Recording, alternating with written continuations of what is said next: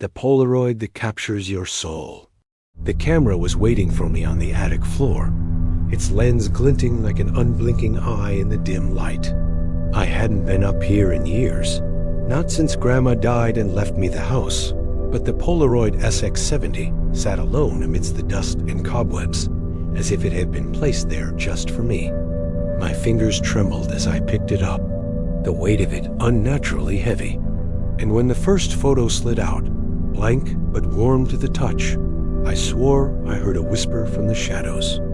Look closer. I should have dropped it then, smashed it, burned it. But I couldn't help myself. Curiosity had gotten the better of me. So I aimed it at the attic's lone window, where moonlight spilled through cracked glass, and pressed the shutter. The camera whirred, spitting out a photo that developed slowly. Too slowly when the image appeared. It wasn't the window. It was me standing in the attic, staring at the camera with eyes too wide, too dark. My heart lurched. I hadn't taken a selfie. I dropped the photo, my breath catching as it fluttered to the floor.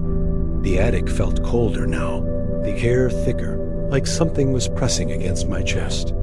I grabbed the camera again, my hands shaking, and snapped another picture, this time aiming at the far corner where the shadows seemed to pulse.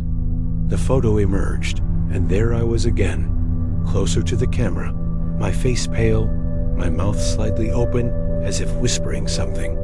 I stumbled back, the floorboards creaking underfoot, and that's when I heard it. A low, guttural chuckle, not from the attic, but from inside the camera. I should have thrown it down the stairs, smashed it, burned it, but I couldn't stop myself. I took another photo, then another, each one showing me closer, my expression more distorted, eyes hollow, skin gray, a twisted smile I didn't recognize. The attic was silent except for my ragged breathing and the camera's mechanical whir. The last photo was the worst. It wasn't just me anymore. There was something behind me, a figure, tall and thin, its face a smear of darkness, its hand resting on my shoulder. I spun around, but the attic was empty. My shoulder burned where its hand had been in the photo. I tried to leave. The attic door wouldn't budge. The knob turned uselessly, and the air grew heavier, like I was drowning in it. The camera vibrated in my hands, its lens glinting again, and I swear it tilted toward me on its own. I screamed and threw it against the wall, but it didn't break. It just sat there, waiting. Another photo slid out, unprompted. This one showed me standing at the door, clawing at it, my face frozen in terror. But in the photo, my eyes weren't mine. They were black voids, and my mouth was stretched into that same unnatural smile. The lights flickered, plunging the attic into darkness, except for the faint glow from the camera's lens. I felt it then, a tug like something was pulling at my insides, dragging me toward the camera. My legs moved against my will, step by step, until I was standing over it. My hands reached out, trembling, and picked it up. The lens stared into me, and I couldn't look away.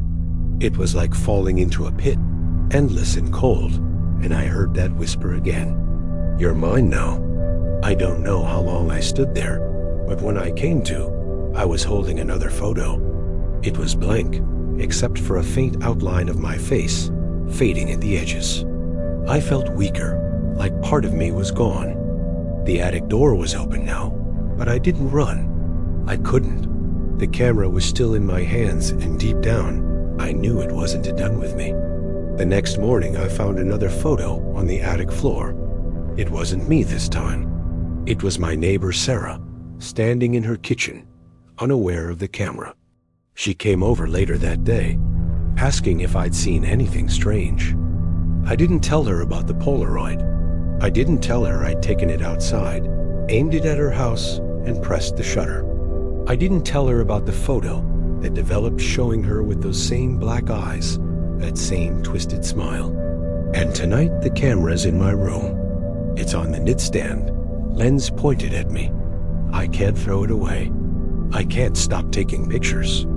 Each one takes a little more of me, and now it's starting on others. If you find this camera, don't pick it up. Don't look through the lens. And whatever you do, don't press the shutter. Because once you do, it won't just capture your picture. It'll capture your soul. Wow. Okay, true horror story time. Do you guys have any scary stories? Leave them in the comments below. Make sure to subscribe.